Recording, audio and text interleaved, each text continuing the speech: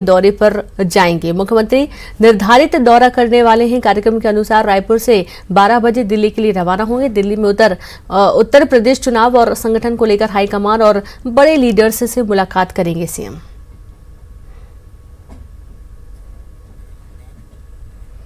छत्तीसगढ़ के धान किसानों की परेशानी के मद्देनजर सीएम भूपेश बघेल ने किसानों को भरोसा दिलाया है कि सभी किसानों का धान खरीदा जाएगा। उन्होंने कहा कि बीते कुछ दिनों से मौसम ठीक न होने की वजह से राज्य में समर्थन मूल्य पर धान खरीदी की स्थिति प्रभावित हुई है। इसको लेकर किसानों को चिंता करने की जरूरत नहीं। मौसम ठीक होते ही उपार्जन केंद्रों में धान खरीदी में तेजी लाई जाएगी। वर्तमान स्थिति को देखते हुए मुख्यमंत्री ने कृषि मंत्री रविंद्र चौबे से धान उपार्जन की व्यवस्था की समीक्षा की और इस संबंध में आवश्यक कदम उठाने के लिए कहा है। सीएम ने कहा कि राज्य में सभी पंजीकृत किसानों से धान की खरीदी की जाएगी। यदि जरूरत पड़ी तो धान खरीदी की तारीख को बढ़ाने पर भी विचार किया जाएगा।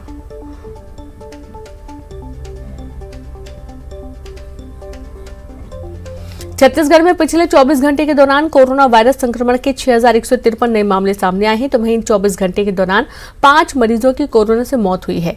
रायपुर में सबसे ज्यादा 1,859 संक्रमित मिले हैं। छत्तीसगढ़ में अब एक्टिव मरीजों की संख्या बढ़कर 30,862 पहुंच गई है। प्रदेश की औसत पॉजिटिविटी रेट 10.21% हो गई है। वहीं दुर्ग में 854 नए मरीज मिले, जबकि कोरबा में 444, रायगढ़ में 949 नए मामले सामने आए हैं। छत्तीसगढ़ में कोरोना की रफ्तार में तेजी, 24 घंटे में 6,153 मामले, 5 कोरोना मरीजों की मौत। राज्य का औसत पॉजिटिविटी रेट 10.21% हुआ है। एक्टिव कोरोना मरीजों की संख्या 30,862। राजधानी रायपुर की बात करें तो यहां पर 1,859 कोरोना के मामले हैं। रायगढ़ में 949, दुर्ग में 854 और कोरबा में 444 कोरोना के मरीज सामने आए हैं। तो लगातार कोरोना के जो पेशेंट हैं उनके मामले सामने आ रहे हैं और हजारों की तादाद में एक दिन में मामले सामने आते हैं। तो छत्तीसगढ़ में कोरोना की जो रफ्तार है वो और तेज होती जा रही है। वहीं दूसरी तरफ देखा जा रहा है कि सबसे ज्यादा जो मामले हैं वो रायपुर में देखने को मिल रहे हैं। कई जगह कंटेनमेंट जोन घोषित किए गए हैं, लेकिन अब माइक्रो कंटेनमेंट जोन घोषित किए जा रहे हैं। 6,153 कोरोना के मामले 24 घंटे में सामने आए हैं और इनमें से 5 लोगों की मौत हुई है।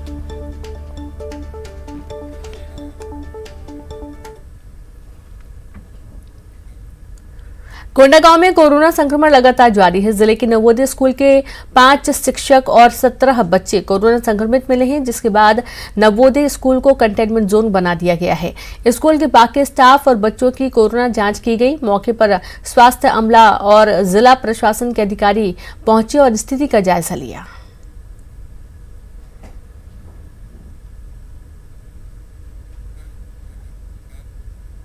और वक्त एक ब्रेक का है, हम जल्द लौटेंगे।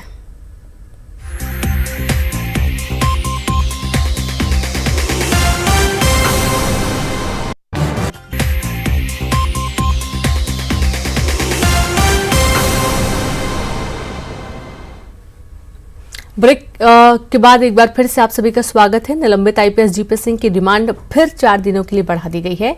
ईओडब्ल्यू ने 5 दिनों की डिमांड मांगी थी, लेकिन कोर्ट ने 18 जनवरी तक ही डिमांड दी। जीपी सिंह के खिलाफ भ्रष्टाचार और आय से अधिक संपत्ति का मामला दर्ज है। उनके खिलाफ राजद्रोह का मामला भी दर्ज है। जीपी सिंह को विशेष न्यायाधीश लीना अग्रवाल की कोर्ट में पेश किया गया था। पेशी के दौरान जीपी सिंह ने कहा कि एसीबी की जांच में सभी बिंदुओं का जवाब दिया जा रहा है। इसके साथ ही उन्होंने कहा कि राजनीतिक साजिश के तहत मुझे फंसाया गया।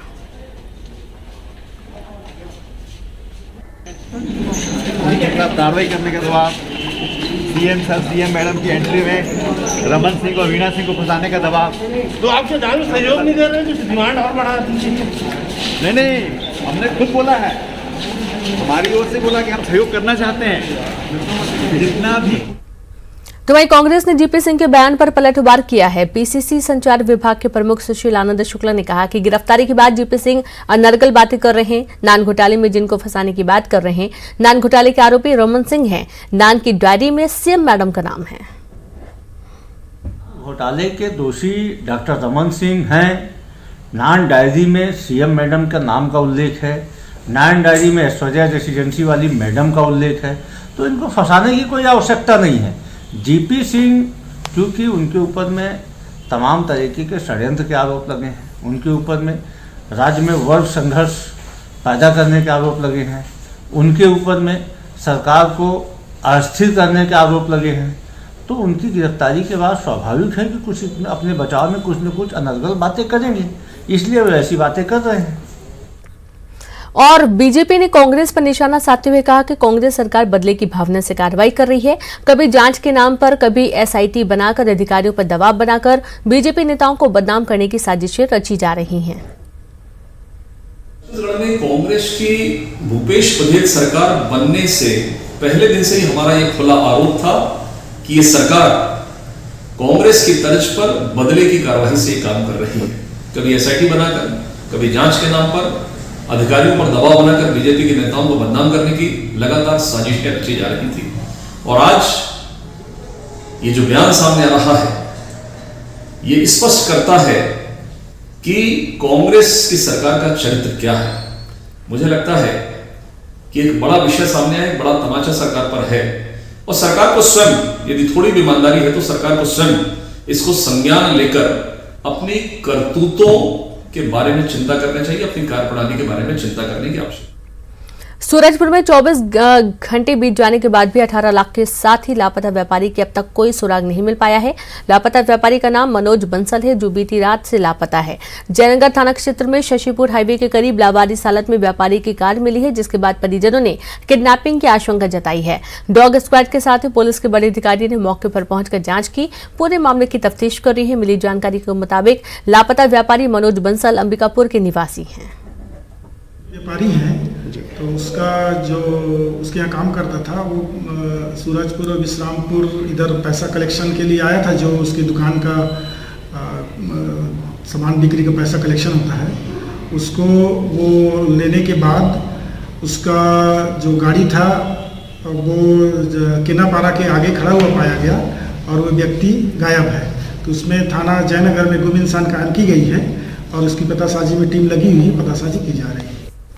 जाड़े के मौसम में प्रदेश में जमकर बारिश हुई है। सबसे अधिक बारिश दक्षिण छत्तीसगढ़ में हुई है। उसूर में 32.3 mm, भैरमगढ़ में 31 mm और कांकेर में 24.7 mm, अंतागढ़ में 18.8, बीजापुर में 13.7, राजनांदगांव की बात करें 8.2 mm और देवभोग में 8, धमतरी में 5.8, जगदलपुर में 18 mm बारिश दर्ज की गई है। प्रदेश में बेमौसम हुई बारिश ने किसानों की कमर तोड़कर रख दी है। तेज बारिश, ओला से फसलों को बड़ा नुकसान हुआ है। तो लगातार बारिश चल रही है और बारिश होने की वजह से दक्षिण छत्तीसगढ़ में बहुत ज्यादा बारिश दर्ज की गई है, जहां पर सबसे ज्यादा उसूर में 32.3 mm बारिश दर्ज की गई है। और इससे कहीं ना कहीं जो ग्रामीण क्षेत्र हैं वो बहुत ज्यादा प्रभावित हुए हैं। ग्रामीण क्षेत्रों में जो किसान हैं उनको दिक्कतों का सामना करना पड़ा है। जिनके कच्चे मकान हैं, जो निचले इलाकों में रहते हैं, उनकी परेशानी इस दौरान बढ़ गई है।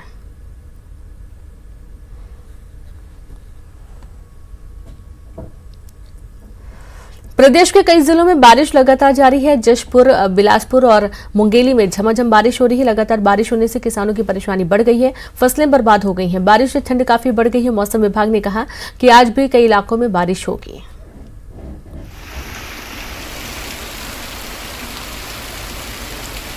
तो ये 3 तस्वीरें आपकी टीवी स्क्रीन पर हैं बारिश की, जहां पर कई जिलों में आज भी बारिश होने के आसार बने हुए हैं।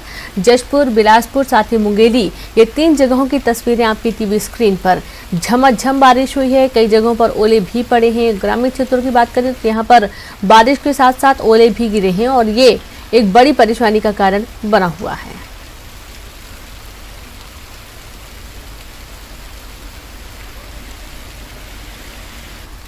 तो बेमौसम हुई बारिश के चलते पहले ही किसान परेशान है और एक बार फिर से अभी भी और ज़्यादा बारिश होने की बात कही जा रही है। मौसम विभाग का कहना है कि अभी और बारिश होने की संभावना बनी हुई है।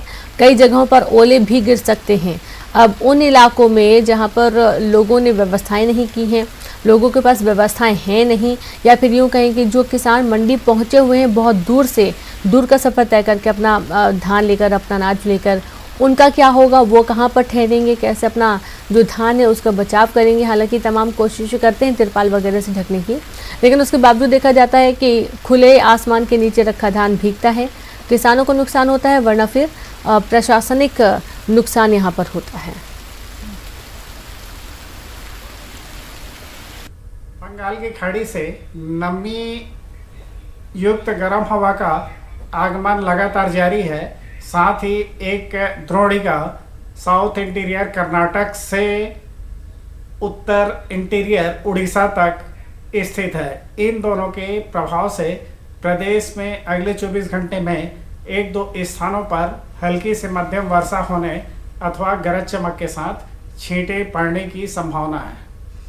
प्रदेश में 15 यानी कि 16 की सुबह न्यूनतम तापमान में सरगुजा संभाग में गिरावट संभावित है, क्योंकि दक्षिण से गर्म हवा का आगमन है लगातार जारी है। इससे कारण से 16 तारीख की सुबह सरगुजा संभाग में कुछ पैकेट में मध्यम से घना कोहरा भी छाने की संभावना।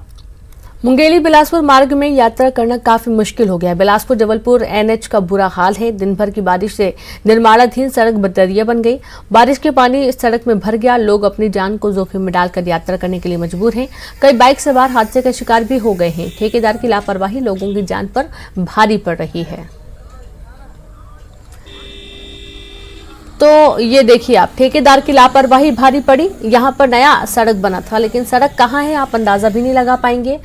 पूरा जो सड़क है वो मिट्टी से भरा हुआ है, दलदल से भरा हुआ है। लोगों को जान जोखिम में डालकर सड़क से सफर तय करना पड़ रहा है।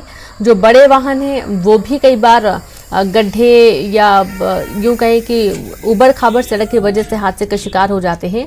छोटे वाहनों में तो ज़्यादातर एक्सीडेंट होते ही हैं और इससे लोगों की परेशानी जो बढ़ रही है, लोगों को जो चोट आती है वो अलग है। तो मुंगेली की ये तस्वीरें हैं जहाँ पर सड़क बनी दरिया और इस दरिया में लोग गाड़ी चलाने के लिए मजबूर हैं, क्योंकि सफ़र भी तय करना है, अपने घर तक भी पहुंचना है, ज़रूरी काम से भी पहुंचना है। जबलपुर नेशनल हाईवे का ये हाल है जो कि आपकी टीवी स्क्रीन पर दिख रहा है। और खबरों में इतना ही। नमस्कार।